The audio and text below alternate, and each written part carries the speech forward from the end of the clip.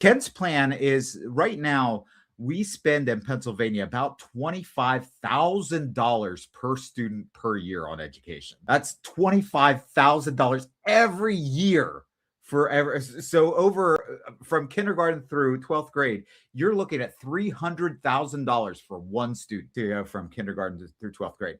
But the median private school, non-elite private schools, because elite private schools really skew it upward. But if you look at non-elite private schools, the average non-elite private school in Pennsylvania spends about $11,000 per student per year on education, less than half of that. So our plan would be to just take the it's also about $11,000 that the state spends on education, and then the other like $13,000 or $14,000 comes from the local governments. So we would just take that $11,000 and put it into education savings accounts for the kids. So if you want to send, so we would close all the government schools.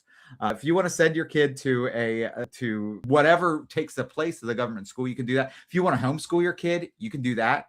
But then if you don't spend all $11,000, that goes into a trust fund for the kid that's going to be available to the student after the student graduates.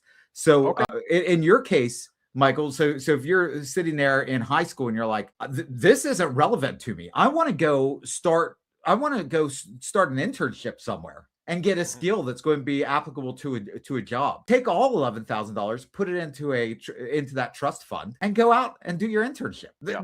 There should be nothing standing in your way to do that. But it's an attractive deal for everybody involved. So the parents now have true choice of where to send their kids. The kids. So if I'm telling a kid that, you know what, instead of being in this classroom where you're miserable, you could be out doing that internship. You could be out at learning a trade.